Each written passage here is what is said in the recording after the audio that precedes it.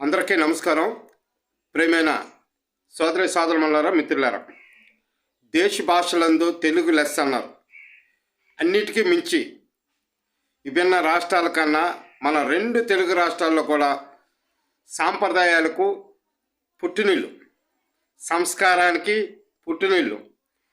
మరి అలాంటి సాంప్రదాయ సంస్కారాలకు నిలయమైనటువంటి మన ఆంధ్రప్రదేశ్లో మరి బిగ్ బాస్ని నడిపించటం అది ఎంతవరకు సమంజసంగా ఉంది? అసలు బిగ్ బాస్ కోసం మా ప్రియతమ నాయకులు కామ్రేడ్ కె నారాయణ గారు చాలాసార్లు హెచ్చరికలు చేయడమే కాదు, సాంప్రదాయాన్ని నశింపజేస్తున్నావు, ఏ సంకేతాన్ని ప్రజలకు ఇవ్వడానికి కోసం బిగ్ బాస్ నడుపుతూ ఉన్నావు, లోపల ఒక ఆడమ్మగా లోపలకు ప్రవేశించి అన్ని రోజులు అలా ఆటలాడుకుంటూ ఉంటే ఇది ప్రజలకు మంచి సంకేతం కాదు, మన సాంప్రదాయాలకు విరుద్ధం అని చెప్పేసి ఆయన పదే పదే చిలక్క చెప్పినట్లు చెప్పాడు.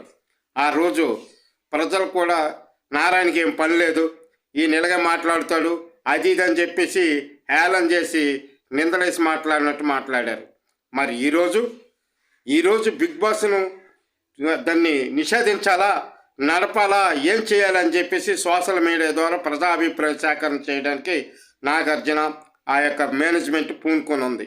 నేను ఖచ్చితంగా చెప్తున్నాను, ఎట్టి పరిస్థితుల్లో ఏంటంటే ఒక సిద్ధాంత విధానాలకి కట్టుబడి ప్రజలు నశించిపోతున్నప్పుడు, సాంప్రదాయాల నుంచి పక్కకు తొలుగుతున్నప్పుడు మాత్రం ఖచ్చితంగా భారత కమ్యూనిస్ట్ పార్టీ సిపిఐ ఆ నాయకత్వం ఆలోచిస్తుంది, పరిశీలన చేస్తుంది. అయ్యో ప్రజలు పాడైపోతున్నారని పరిశీలన చేస్తుంది, చాలా కుటుంబాలు పాడైపోతామని చెప్పేసి పరిశీలన చేస్తుంది.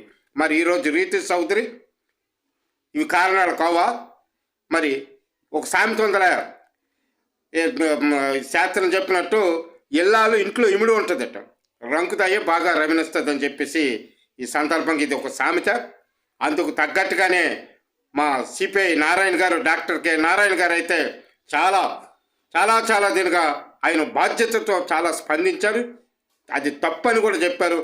చాలా కుటుంబాలు పాడైపోతున్నాయి, ఎట్టి పరిస్థితుల్లో దీన్ని నిషేధించాలి, దీన్ని ఎత్తివేయాలని చెప్పేసి అతను పట్టుదలతో, ప్రజల మీద ప్రేమతో, ప్రతి కుటుంబం బాగుండాలన్నట్టు మంచి ఉద్దేశంతో ఆయన చెప్పినట్టు మాటలను పెడచెవు పెట్టి ఈరోజేమో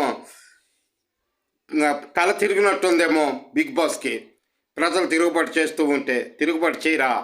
ఎంతవరకు అసత్యాలు ఎంతవరకు దాయలేము, మూతయ్యలేము. కనుక సత్యం అనేది ఎప్పుడైనా సరే బయటకు రాక తప్పదు. అది వెలుతురది. కనుకనే